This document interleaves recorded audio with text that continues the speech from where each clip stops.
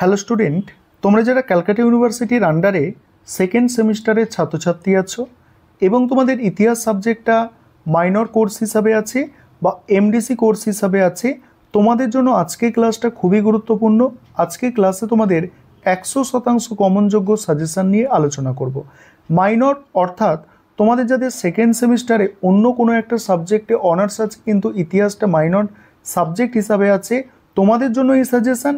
এবং তোমরা যারা এমডিসি কোর্সে পড়ছো অর্থাৎ তোমাদের যাদের সিসি পেপার হিসাবে ইতিহাসটা আছে সেকেন্ড সেমিস্টারে, এটা তোমাদের জন্যও সাজেশান।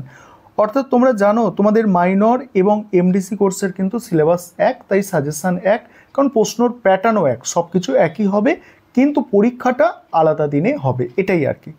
এবার তোমরা দেখে নাও তোমাদের কোয়েশ্চেন প্যাটার্ন। তোমরা জানো যে তোমাদের টোটাল 75 মার্কস অর্থাৎ 75 নম্বরের পরীক্ষা। সেখানে 10 নম্বরের প্রশ্ন থাকবে দুটো, 10 নম্বরের প্রশ্ন দুটো, 20 নম্বরের প্রশ্ন হচ্ছে দুটো এবং 5 নম্বরের প্রশ্ন হচ্ছে তিনটে। এই হচ্ছে তোমাদের কোয়েশ্চেন প্যাটার্ন। এবারে 10 এবং 20 নম্বরের জন্য যে প্রশ্নগুলো তৈরি করবে, দেখো যেগুলো মোস্ট ইম্পর্টেন্ট প্রশ্ন তার পাশে আমি স্টার দিয়ে চিহ্নিত করে দিয়েছি যাতে তোমাদের বুঝতে সুবিধা হয় এবং একটু কম পড়েও ভালো নম্বর পেতে পারো। প্রথম প্রশ্ন, মানুষের বিকাশ ও বিবর্তনের সংক্ষিপ্ত ইতিহাস লেখো। সেকেন্ড প্রশ্ন, নব্যপ্রস্তর যুগের বৈশিষ্ট্য আলোচনা করো। পরের প্রশ্ন, পশ্চিম এশিয়ায় আদি লৌহ যুগের প্রভাব আলোচনা করো। পরের প্রশ্ন, প্রাচীন গ্রিসে ট্র্যাজিক নাটকের বিকাশের ধারাগুলি আলোচনা করো। পরের প্রশ্ন, সাং আমলে চীনের রাজনৈতিক ইতিহাস বিশ্লেষণ করো। নেক্সট আছে, নাগরিকদের প্রসঙ্গ বিশেষভাবে উল্লেখ করে স্পার্টার সমাজ ব্যবস্থা সম্পর্কে একটি নিবন্ধ লেখো। এই যে 6টা প্রশ্ন এখানে দেখতে পাচ্ছ, 6টাই মোস্ট ইম্পর্টেন্ট প্রশ্ন।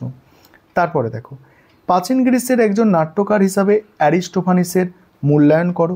পরের প্রশ্ন, প্রাচীন রোমের দাস ব্যবস্থার ওপর একটি সংক্ষিপ্ত প্রবন্ধ লেখো। তারপরে মানব সভ্যতায় লৌহ প্রযুক্তির আবিষ্কার সংক্রান্ত ঐতিহাসিক বিতর্ক আলোচনা করো। স্পার্টার সংবিধানের প্রধান বৈশিষ্ট্যগুলি আলোচনা করো। প্রাচীন গ্রিসে পলিসের বৈশিষ্ট্যগুলি আলোচনা করো। প্রাচীন গ্রিসের সমাজ ও অর্থনীতিতে দাসপ্রথা কীভাবে একটি স্বাভাবিক বৈশিষ্ট্যে পরিণত হয়েছিল। মিশরের প্রাচীন রাজ্যের সাধারণ বৈশিষ্ট্য। প্রাচীন রোমের ব্যবসা বাণিজ্য আর প্রাচীন প্রস্তর যুগের বৈশিষ্ট্য। এবারে তোমরা দেখো আরেকটা এখানে আছে মধ্যপ্রস্তর যুগের বৈশিষ্ট্য। এবারে তোমরা 5 নম্বরের জন্য যে প্রশ্নগুলো করবে সেগুলো দেখে নাও। 5 নম্বরের জন্য নিম্ন পুরাপ্রস্তর যুগের ওপর সংক্ষিপ্ত টিকা লেখো। এখানে একটা বিষয় তোমাদের বলি, তোমাদের জন্য এই পেপারের স্টাডি মেটেরিয়াল তৈরি করা হয়েছে। তোমরা যদি কেউ স্টাডি মেটেরিয়াল পারচেস করতে চাও, নিচে স্ক্রিনে একটা নম্বর দেখতে পাচ্ছ, এই নম্বরে যোগাযোগ করে স্টাডি মেটেরিয়াল পারচেস করতে পারো।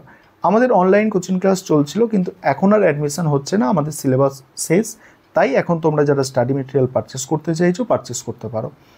এখানে সেকেন্ড প্রশ্ন, প্রাচীন চীনের সাং আমলের রাষ্ট্র ব্যবস্থা আলোচনা করো।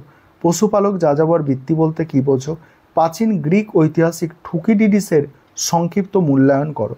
তারপরে গ্রিক দার্শনিক সক্রেটিসের কৃতিত্ব মূল্যায়ন করো। প্রাচীন স্পার্টায় হেলরদের ভূমিকা আলোচনা করো।